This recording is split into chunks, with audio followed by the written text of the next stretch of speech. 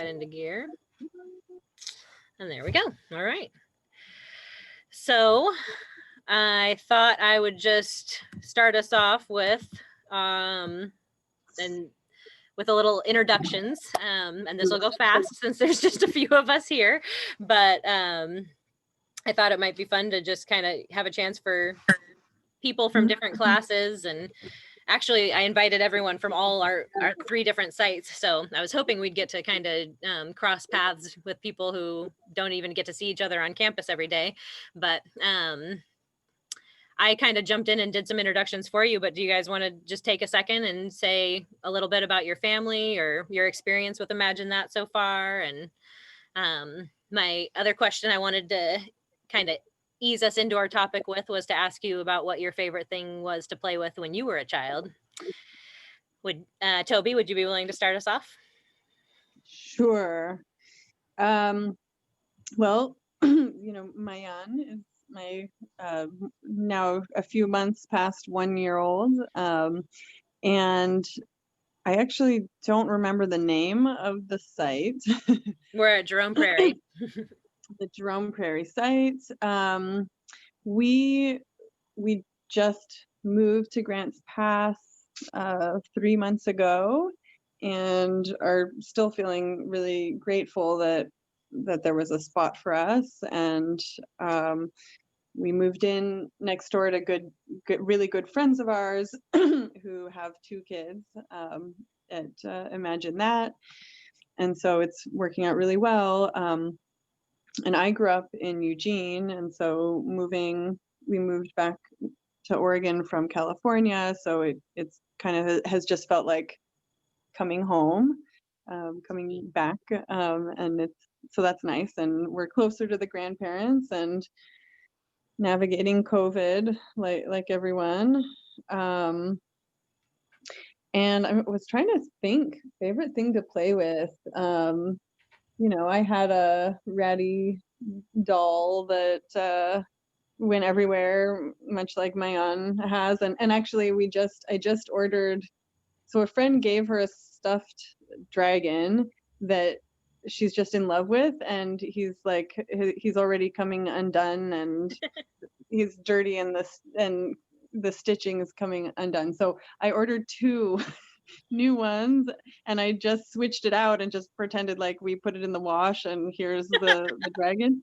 And she has accepted it. She's not rejected the new one so far, and she might be a little suspicious because he's all of a sudden in really tip-top shape, but so that's gone over well. That's great. And I remember liking imagination play, and it actually seems like unicorns are really popular right now. Yeah. But I remember that was a thing for me as a kid, and so it's kind of a universal universal attraction, I guess. Who doesn't love a unicorn, right? Who doesn't? What's not to love? Yeah, Yeah. mythical creatures and all the magic. So. That's awesome. Yeah. Sweet. Thanks for sharing. I love that you just switched out the dragon. That's a good strategy. Yeah. And get 2 just because you're going to have to do it again. That's really smart. Yeah, well, and then I was worried. I was like, well, what if she's going to move on eventually, but I have a feeling with how passionate she is about Puff the Magic Dragon, the name, I think we'll destroy the second one, and the third one will get some play, but maybe we won't fully destroy the last one. Yeah. I don't know. That's great. Good deal. Yeah. Thanks. How about you, Juice? You want to share a little bit? Sure. Okay. So I'm Juice, and that's my daughter Bella, and she is in the pictures what I'm talking about. And he also goes to the Jerome Prairie site, and she's in Ballora Lore's classroom, which I still am not over that she is in preschool, because it feels like she was just one yesterday. So, yeah. Wow. Watch Yeah. out, Toby. That's coming your way. I know you blink, right? And then Right. they're asking for the car keys. Yeah, pretty much. Little bit about my family. Let's see, it's just Bella and I. We live next to her grandparents. Her dad's whole side of the family lives here, and a good chunk of mine. So we're always with family, doing something with family, staying busy. I am from Ethiopia, but I've lived here for 15, like almost 16 years. So I've basically grown up in Grants Pass. I'm not sure if I'll ever move away. I think I want to travel with Bella and take her to see like Ethiopia and different places. But this has always been home, and I love being in the valley. And I'm excited to go to Fort Vanoy, pumpkin patch. Cool. I love the little festivities we have here in town. I was so excited when I saw that email. I was like, "Oh, I'm gonna go." Oh, good. Whether I'm going or not. But I'm not sure what my favorite toy was as a child. I just loved to run. I just remember wanting to race. What was that, Chelsea? Doesn't have to be a toy. Yeah, I was just gonna say it could just be something you love to do. Racing, that's perfect. Yes, and I think Bella gets that from me, because I mean, when I come to pick her up from school, she wants to race to the car and wants me to race other cars while I'm driving. But I was definitely active and running around, and I know now where Bella gets it from. So, but that's pretty much it. I'm excited to start working at Imagine That, and learning from Chelsea and Michelle. So yeah, we're very excited to have you coming our way. It's gonna be thank you. great. Cool. Well, thank you for that, ladies. I appreciate it. I'll move us on to just kind of a brief little introduction of Imagine That. Our motto is where children are inspired, and we've been in business for, I think it's 12 years now, I believe. Imagine That started in 2008 at Michelle, or AKA Captain Shell's house, which is another one of our sites, although it's not currently open thanks to all the COVID craziness. But she has an amazing place for children in the downstairs of her home, and it started as a in-home childcare back then, and then we had expanded on to Grants Pass High School. We were in the Child Development Center there. I think that one started up in 2012. Could be wrong. You could jump in and correct me if I'm wrong. And then we moved out of there when we came to Jerome Prairie, which was 4 years ago now, I think. And now we have 3 sites across Grants Pass that are going, and then the studio as well. So really 4. Hopefully we'll be able to get that one open up later on in this year if the pandemic calms down a little bit. But for now, we have our site here at Jerome Prairie, which is home for both of your guys's, or home away from home for your children. And then we also have our site out at Hidden Valley High School, which if the high school was going, we would be part of their child development center. But for now, I think we're kind of the only thing happening on that campus at the time being. And then our most recent addition to the Imagine That family is the Harmony site, which is at Bethany Presbyterian Church up kind of towards the top of town and around A Street, 4th, I think. And that one, both Hidden Valley and Harmony just serve infants and toddlers. We don't have preschool going at those sites. we do usually run like a preschool and an early kindergarten at the studio. But for now, we've got preschool just happening at Jerome Prairie. And at the moment, we've got 2 classrooms going, but we're going to be opening a 3rd soon as we get more Preschool Promise students on board. And we're excited about that. It's a busy and bustling year around here for us in many ways. But I think one of the really wonderful things I've seen happen this year is that, you know, there has been a lot of craziness for all of us adults to manage, learning how to adjust to the new normal and change our protocols that we, you know, all live by at school with the COVID situation. But I think that most of that stuff has really fallen to the teachers and, you know, to the parents, but the kids seem like they really have the protected space in the classroom.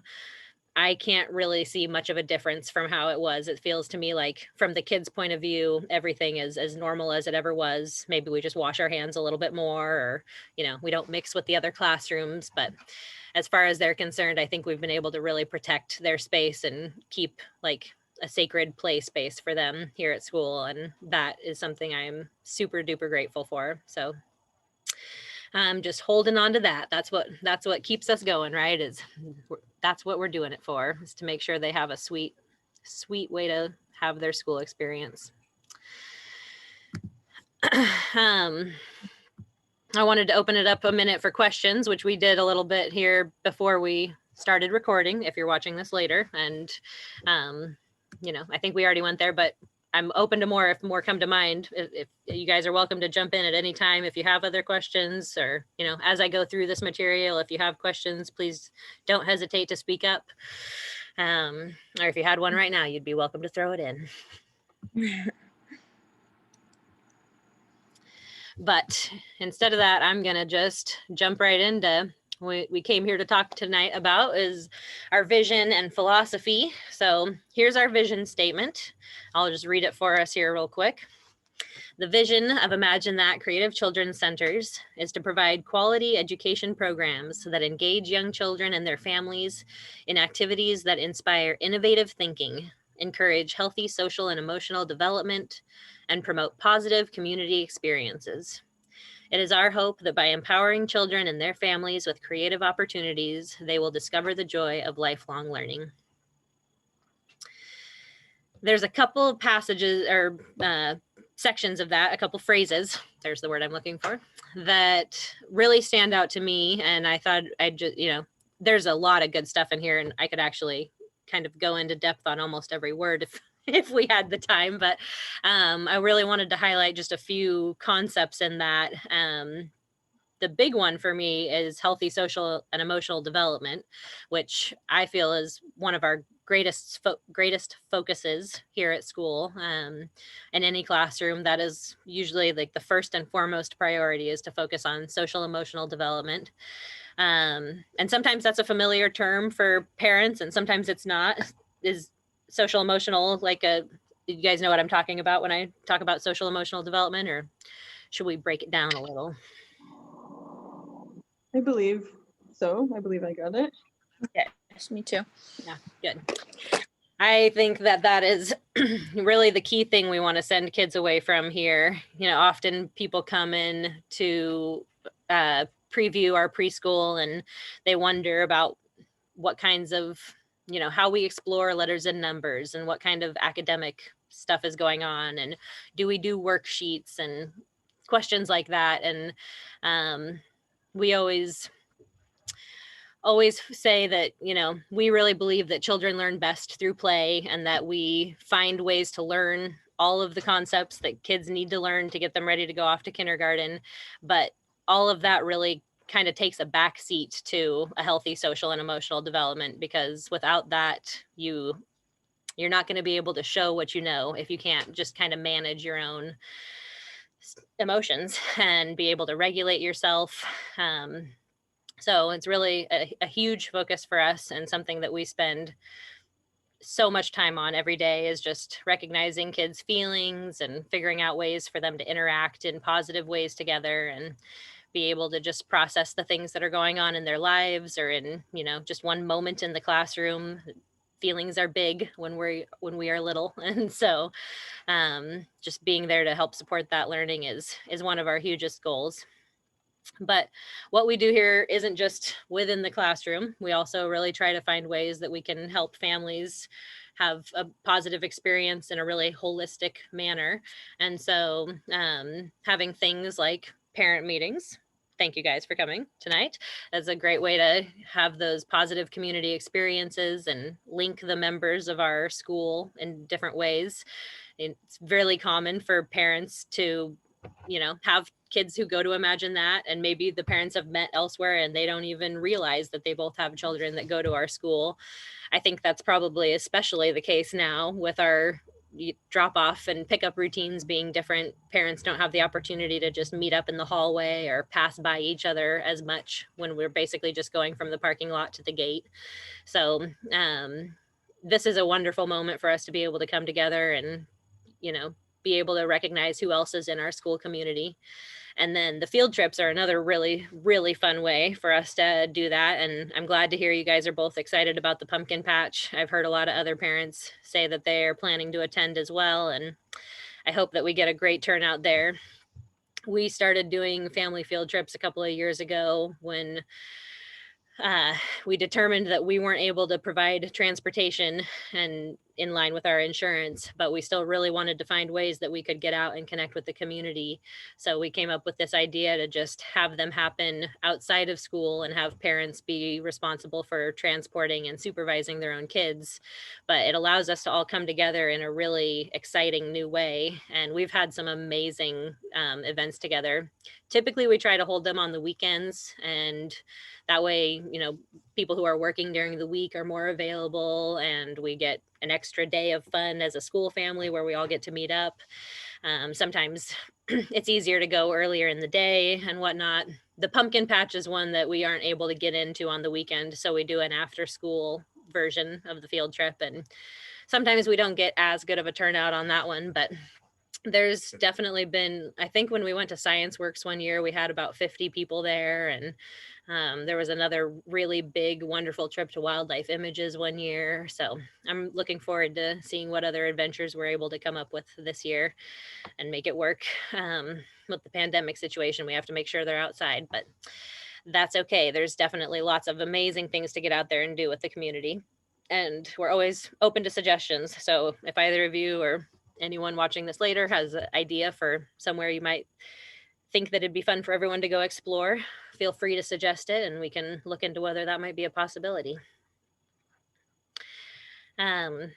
Whether things are happening inside the classroom or out in the community, one of our big goals is to just always help children feel really empowered in their learning, and like they get to, have that kind of self-directed choice and find things that excite them and interest them, which will hopefully help instill this lifelong love of learning in them.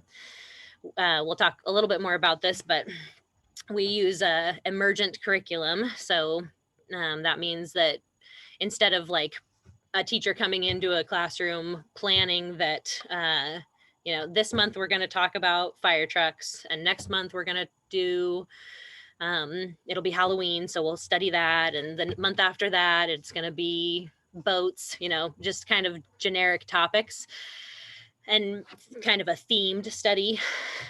What we try to do instead is really watch our children when they're in care and see what they're interested in and pursue those interests. And then kind of, as they throw that ball out, we like to say, then we try to kind of catch it and see where we can take it, and then offer them more ideas and more experiences and different opportunities and materials that they can kind of dig into those interests and have that excitement about things that they really want to learn about, so that they can, feel how wonderful that is and carry that with them throughout life.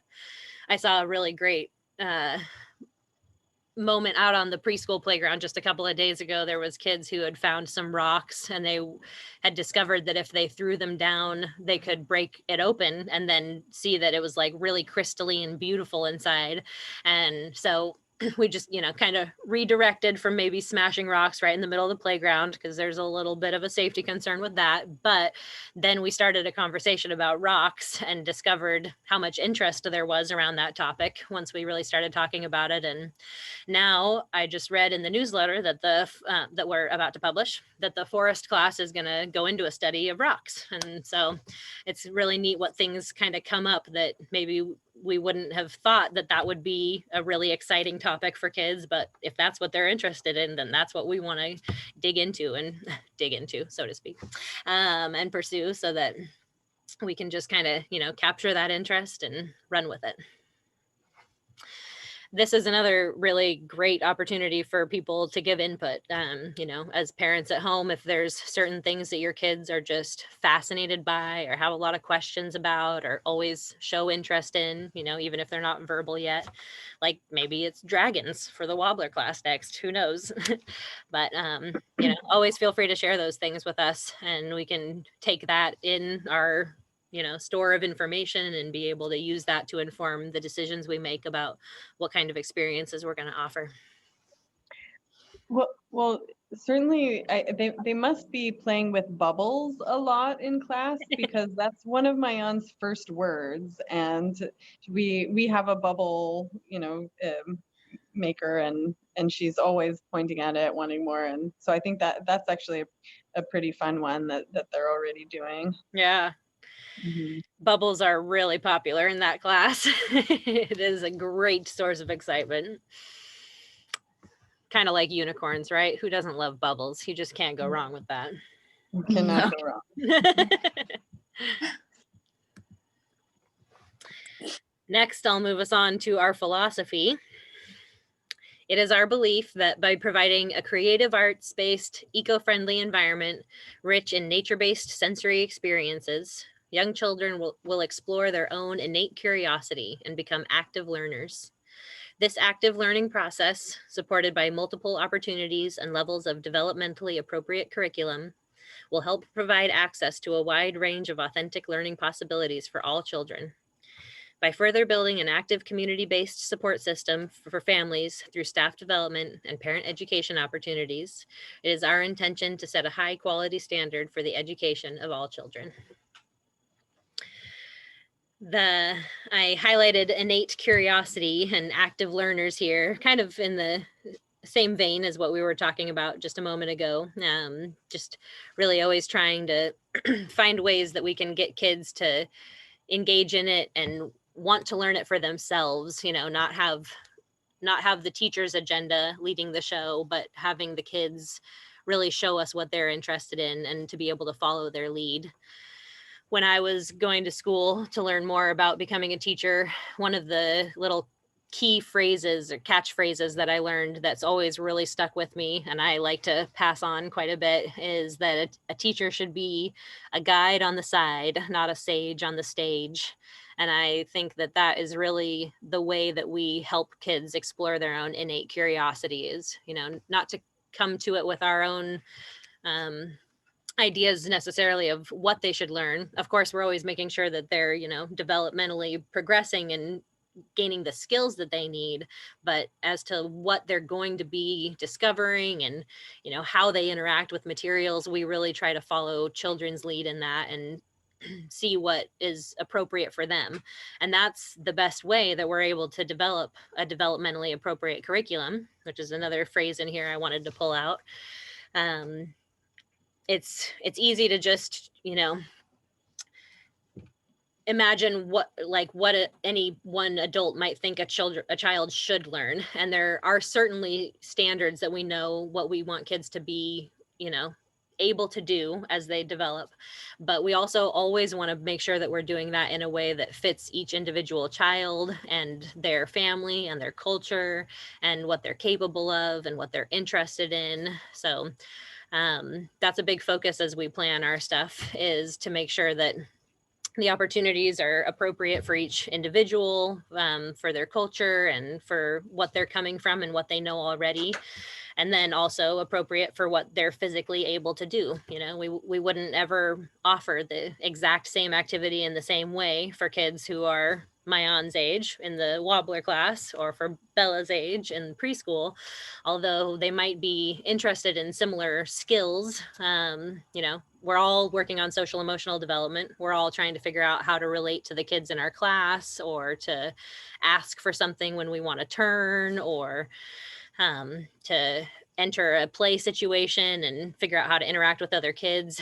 But the way that we help coach that is always different depending on their age, right? It would be a very different approach for a 2-year-old or for a 4 or 5-year-old. And so we have that focus going on. A little bit more in here about our trying to create a community-based support system, just like having you guys here with us tonight, and always just trying to hold that really high standard of education. We have all of our teachers, all of our teachers are required to do at least 24 hours a year of professional development.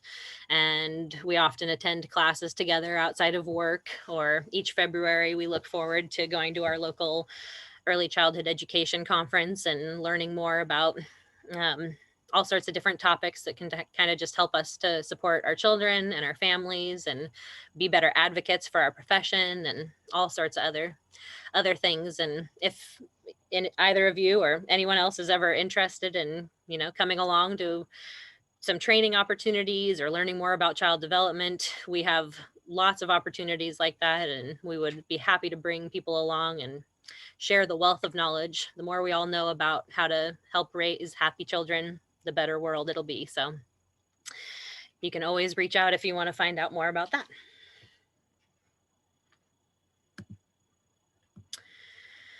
One of our big pillars is that we really believe strongly here in play-based learning.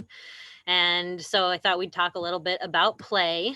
Here's a great Fred Rogers quote, who doesn't love Mr. Rogers?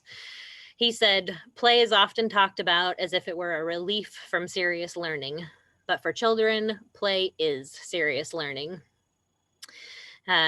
It's not uncommon for parents to see what goes on in an early childhood classroom and kind of have a feeling like, it looks like they're just playing all day. Are they just playing all day? Is that what they're doing? But when you set it up in an intentional way, I think that the play that children can do and engage in that, you know, free form kind of led by their heart sort of way is the best learning that they can do. And it provides opportunities for them to learn about the world in ways that you could never create if you were, you know, designing a lesson plan where they had to sit down and do specific tasks. To just be able to follow their lead and let the world deliver those learning moments is never failed as far as I can see, and how that really brings learning to life in a beautiful way. So what is play? There's a lot of different definitions of it, many different ways we could look at play, but there's a few characteristics of play here that have been noted by a lot of different people. This one, it comes from psychologist Peter Gray, and I took this little excerpt from one of the NAEYC publications called "This is Play: Environments and Interactions that Engage Infants and Toddlers." I think my camera is showing. I'm holding the book up right now. I'm not sure if you guys can see me or not.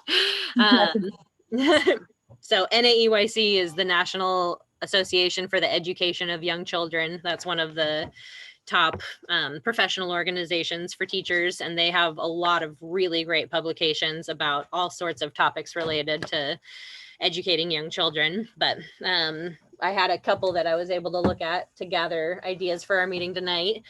This is Play, and another one called Exploring Play.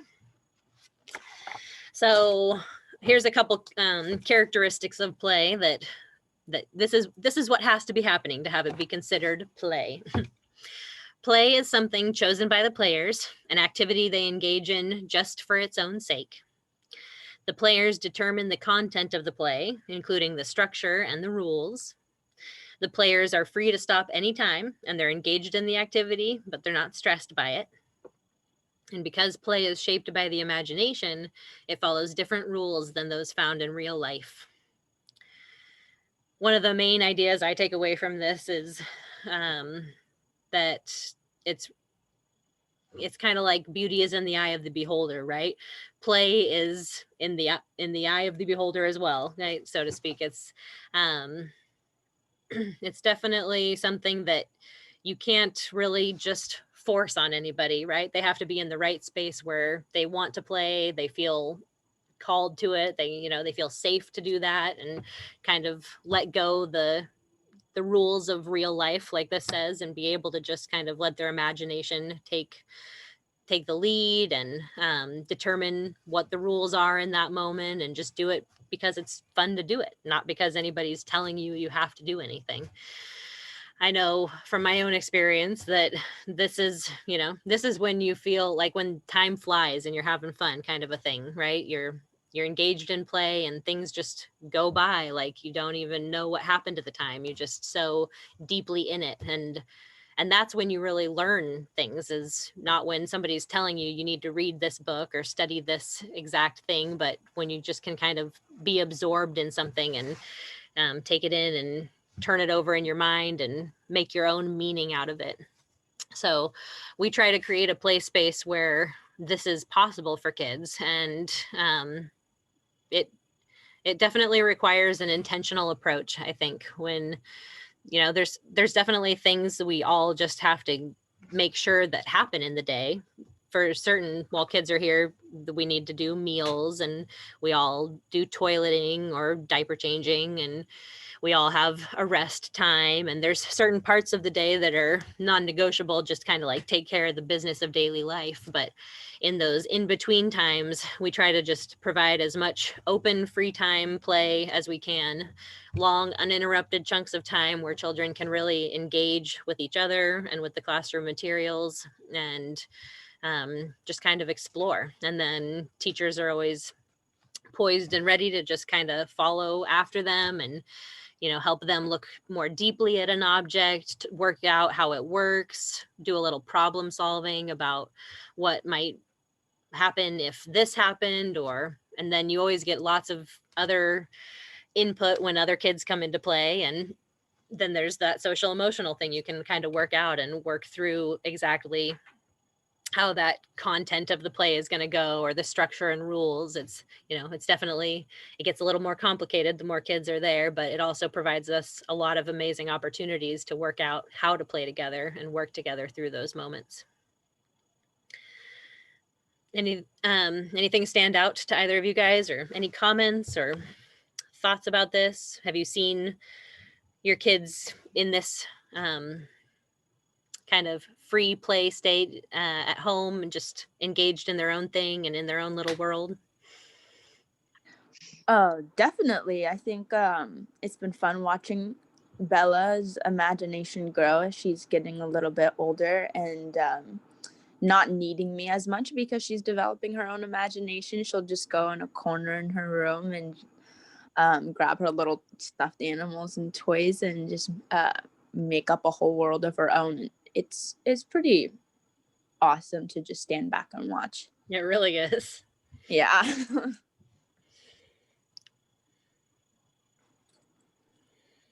That is a really great way for kids to work out what they're learning about life. Often we see kids do something exactly like what you just said, Juice, grab some toys, or it could even be little blocks, or anything really that can represent some people who talk to each other. And often you'll see kids reenacting the same situations that they see in their day-to-day life.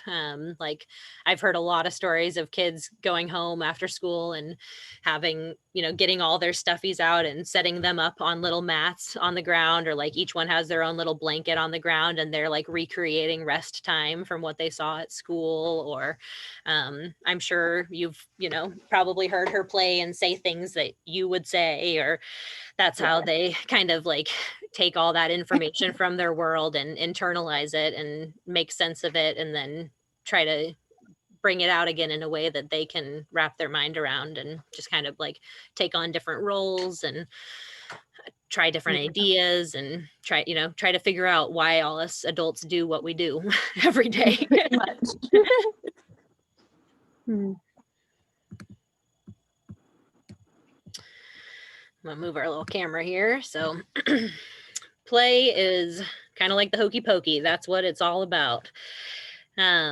This little excerpt comes from the other NAUIC publication, Exploring Play, and it had some great quotes, which actually came straight out of this other book I was just looking at. It was fun to see that referenced here. This one is just called Play, How It Shapes the Brain, Opens the Imagination, and Invigorates the Soul by Stuart Brown.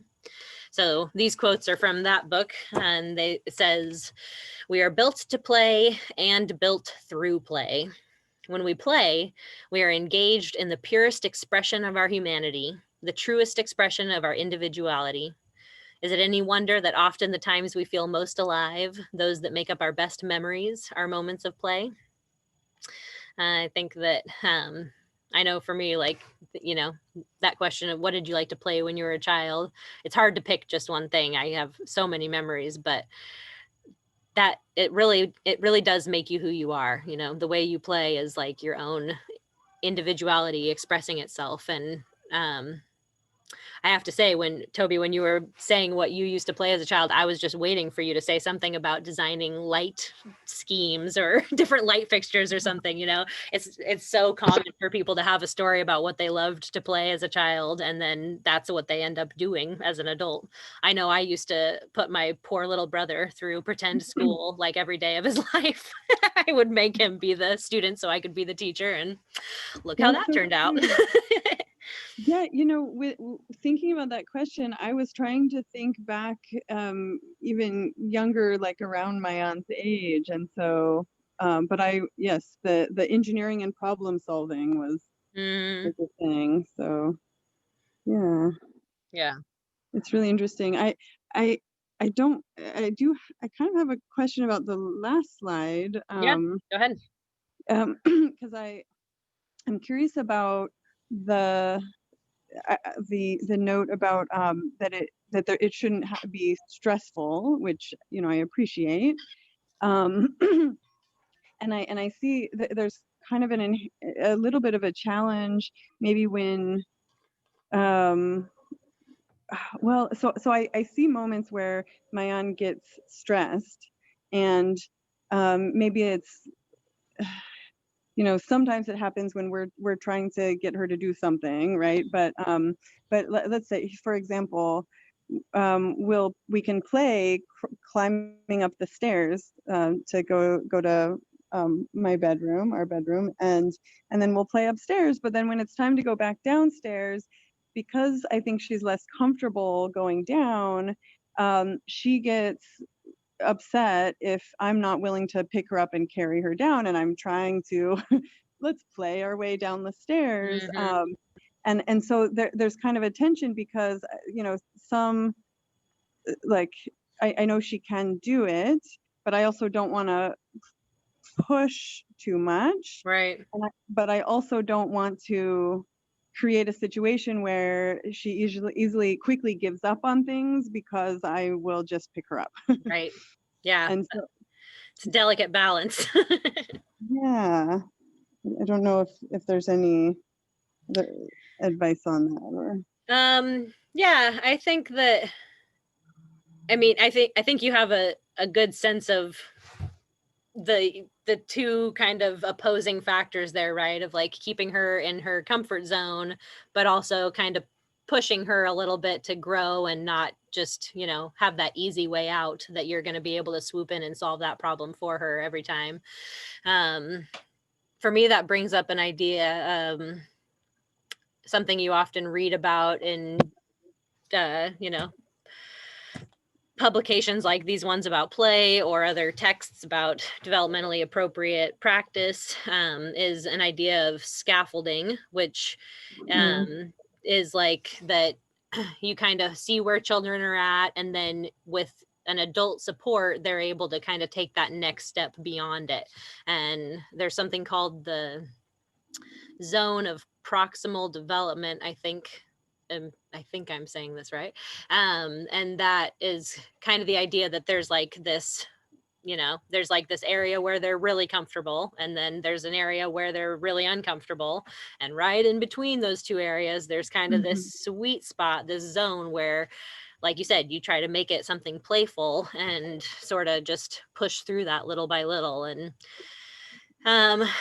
I don't know if there's any exact recipe for success. It's going to vary in any given situation, and each kid is different, of course, but finding that playful way to do it and just having you be right there kind of coaching and being that cheerleader is often just kind of what it takes. And everyone goes at their own pace, so it might be quicker for some kids or for the others, or even just with my quicker in some activities than others where she reaches that comfort level.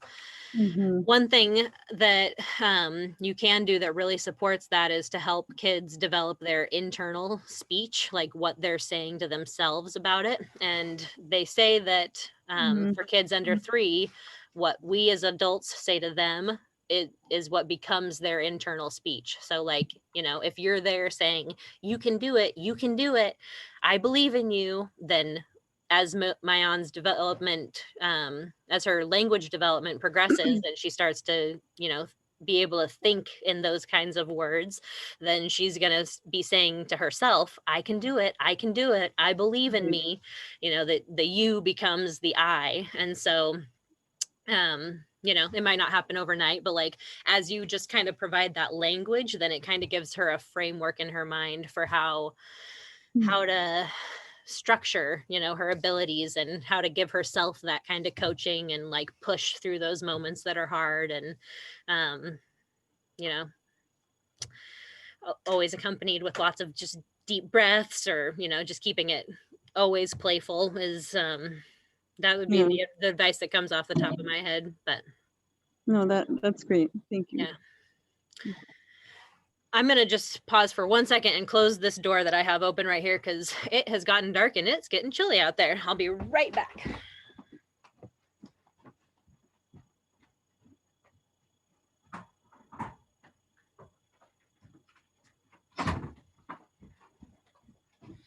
Okay. All right. Thanks for your question. So we're talking a lot about, how much we love to play and how we follow kids' lead.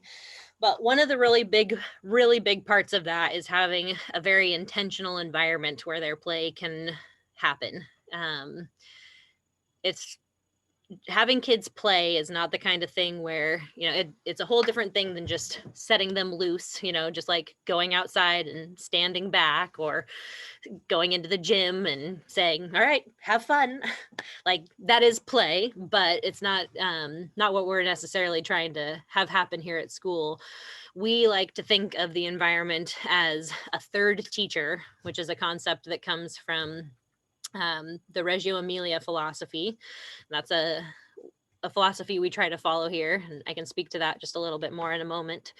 But their concept of the environment as the third teacher holds that what's happening in the classroom is what kids are learning from is, not just the material that we're learning from, and not just the teacher who's helping guide them, but also just whatever is there in their play space is bringing lessons of its own and contributing to the learning in a way that a human themselves couldn't really do.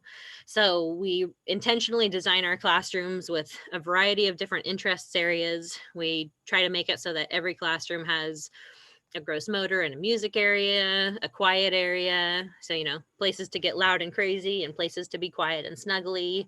There's always books, and usually not just in a book area, but we try to have books throughout the classroom on a variety of topics, and that, books about building blocks, and books about painting, and books about nature and science, but then their own areas for that as well.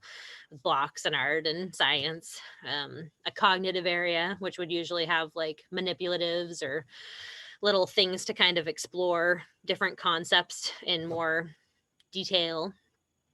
Of course, there's always dramatic play, do kind of a housekeeping thing, or we usually do a lot more dress up than we're able to do this year, just because of the costume swapping as a germ thing. But fortunately, we are able to do a lot more outside play and trying to spend as much time outdoors as possible, which has always been a big value for Imagine That. We love outdoor education and try to really bring a big focus to that when we can. But this year especially, we have reason to be outside the classroom as much as we can in that fresh air, and have some fun play spaces that are just continuing to develop as we get to spend more time on this campus. When we first came, there was hardly anything here, and it's been a process to build up the materials that we do have available, but our playgrounds are just getting better and better. And this year we were able to add a new a tiny little yard for the infants and wobblers and give them their own space so that the toddlers can really rage it in their yard. And yeah, we have some beautiful outdoor areas. We've been fortunate to be able to have mud kitchens in each of those yards, so kids can go out and get really fully into the mud pie experience with all sorts of props. And we try to really put a lot of energy into our environments and make them not only places where play just comes naturally to everybody, and that kind of room that you just walk in and want to play in, but also have a very aesthetic element. Captain Shell back there, Michelle is quite amazing at finding all sorts of beautiful things that just make this a really sweet place to be in all day, whether you're a staff member or a child. It's just a beautiful place to be, with the colors and the decorations and all the textures, and really just brings everything to life for us here. Do you either of you ladies have a feel for if your children have a favorite area at school, or if you have something like this at home, whether are they more art or dramatic play or bookworms? My aunt loves books. She does. Yeah.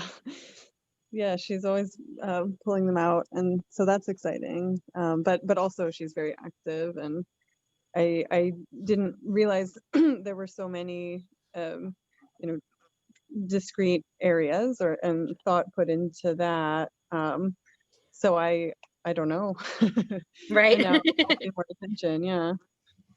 Sometimes they're kind of blended together, like commonly blocks and accessories would kind of fit right into the cognitive area, so those might kind of share a space. Or dramatic play and the music gross motor thing often is kind of side by side, or books and quiet area go well together. So it might not be completely individualized stations, but definitely all of these elements are always represented in each classroom.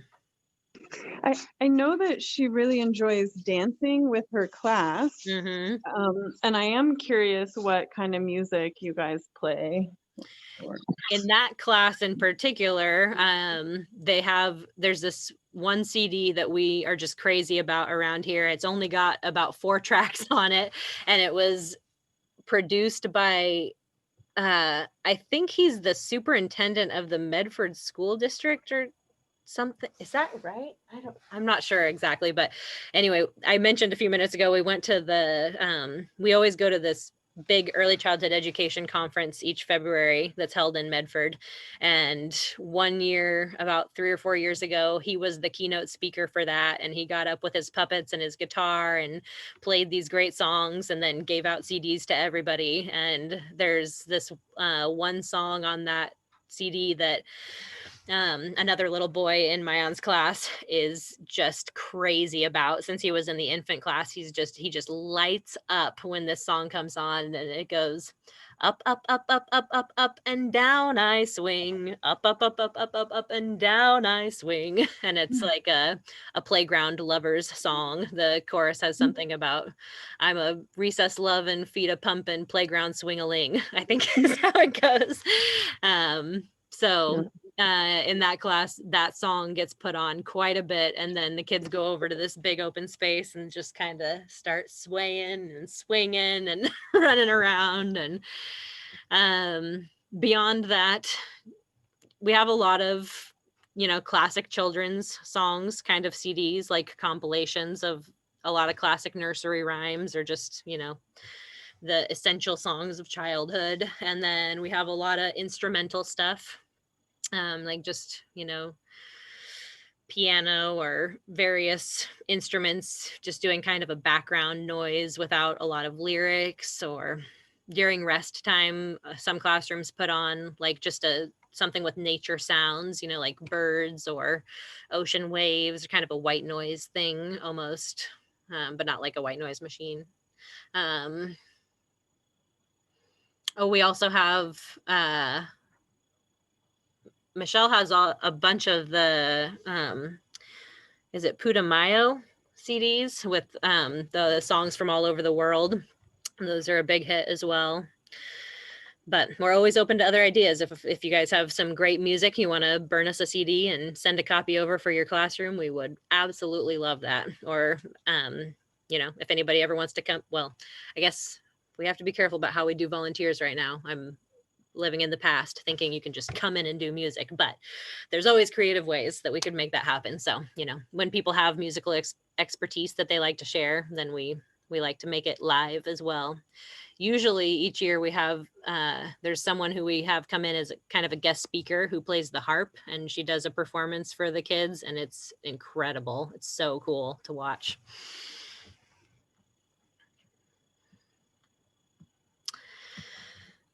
So,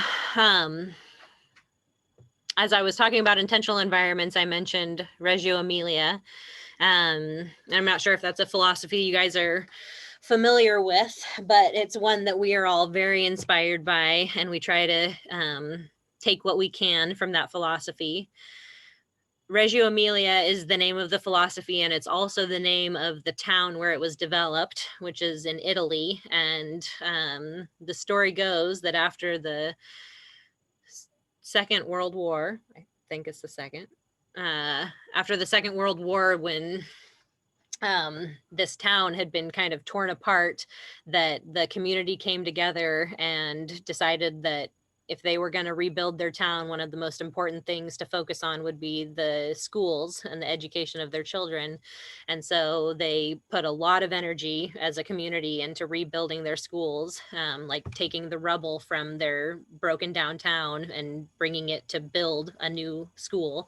And then really have developed a very intentional way of educating in that area. And then it's spread, and now people all over the world try to emulate what goes on in Reggio Emilia. And a lot of it is about the environment, like we talked about just a moment ago. It also is really a lot about making a school that is reflective of what the needs of our community are. So in Reggio Emilia, that would be different from, a school in New York City or a school in Grants Pass. Wherever you are, we have different things going on in our community, different kinds of families, different values and things that are important in our lives. And so trying to reflect that in our classrooms and make like that, what is real in children's lives, come to life in their school life, and have those things be connected, is a big part of the Reggio Emilia experience. It also has a big focus on beautiful environments, and just like making the school a place of beauty that everyone can feel really at home in, feel really comfortable to play and explore, and work on those little tough parts of ourselves to help us develop in the ways we need to develop. And it has a clear definition of what our roles are as teachers that help us guide children in a lot of the ways we've been talking about tonight, following their lead and taking their interests as our emergent curriculum. Sorry, I'm losing my words here for a second. Another big part of it is, oh, what was I just going to say? I had one more and it just went right out my head. It's going to come back to me in a minute and we'll circle back around. But anyway, here's a few other things from a play-based perspective learning that are always the teacher's role here in the classroom, to engage children in new experiences and help them navigate their interactions, to be aware of the individual needs, but also group safety, to use positive redirection and provide a yes space.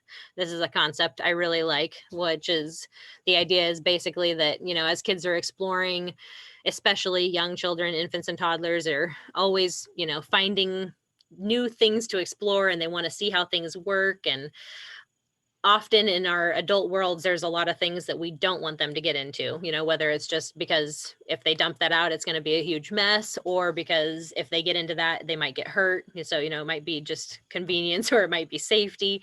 But either way, there's a lot of things that can come up where you just have to say like, nope, you can't do that. You need to try doing something else right now.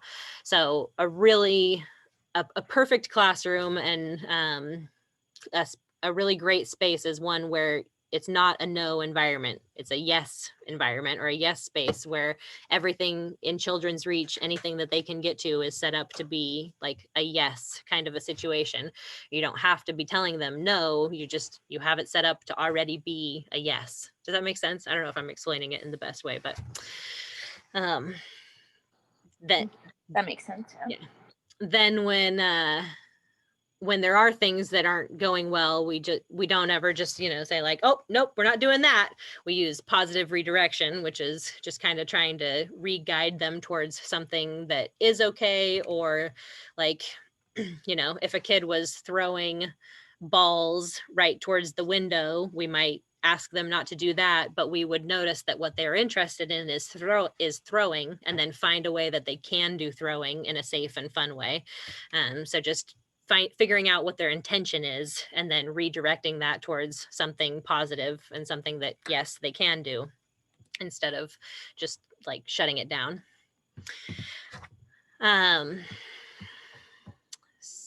Then we've got supporting problem solving and pro-social interactions.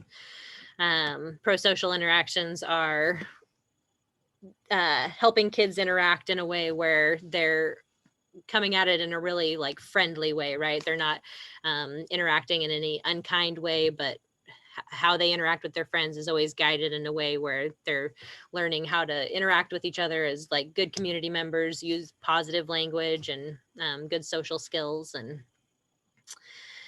so teachers are supporting pro-social interactions. They're knowing when to step back and just kind of let kids explore, and when they need to step in and give them some direction, and then be able to expand on children's interests with real life opportunities.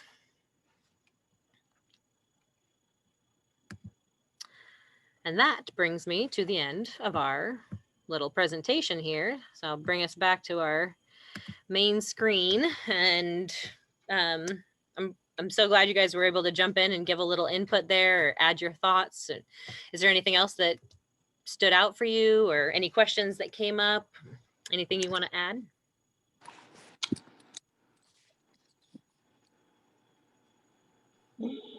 Hey Chelsea, it's Jonathan. Hi, Jonathan. I just want to say I was able to catch some of it while doing chores, and I really appreciate putting this presentation together.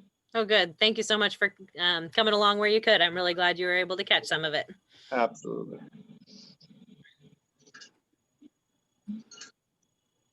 Yeah, I appreciate.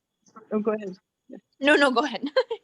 I was just on the back of that, just wanted to say that I appreciate that early childhood development is both logical and straightforward, and yet also complicated and challenging. And so, you know, I do appreciate that there's a guiding philosophy that I can learn from as a new parent,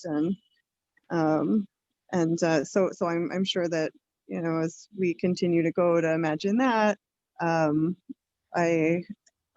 pick up some books and other tips and stuff from from how you guys are managing the place. And so we really appreciate all the thought and care that goes into educating. Yeah. Thanks, Yeah. Toby.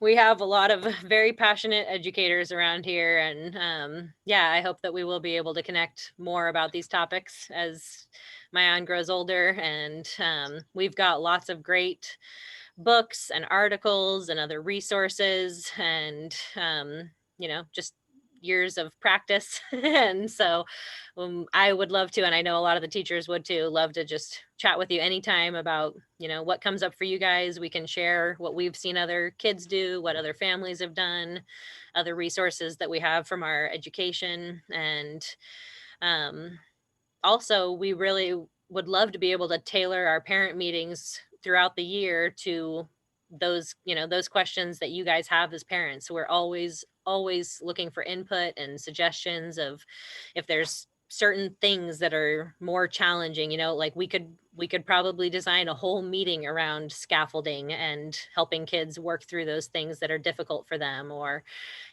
whatever topics are coming up. You can guarantee that if it's something you're dealing with as a parent, you're not alone. Parents Right. come across these same issues over and over again. And so talking to teachers and learning from us, and also just bringing it up at a parent meeting so that other parents can come and share their experiences, what's worked for them and what hasn't worked for them. And there's so much opportunity for us all to learn from each other. So thank you for that comment, and I look forward to exploring more with you in the future. Yeah. What were you going to say, Juice?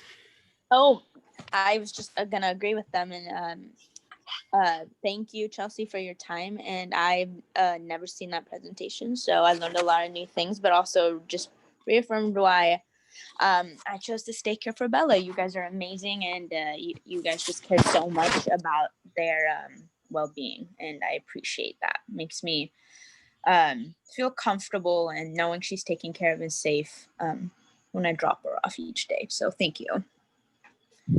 It's our pleasure to take care of her and to have her here. She lights up our lives too. I know mine, and I don't even get to be with her all day, so I can only imagine how sweet that is for her teachers.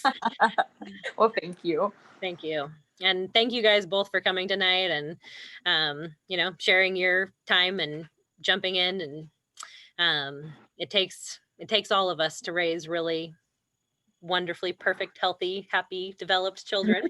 So Yes. we're so happy to do that work here at school, and we're really grateful to have you as partners. And you coming and spending this extra time with us here tonight really shows how much you care and means a lot to me. So thank you for your time, and I hope we get to meet many more parent meetings to come.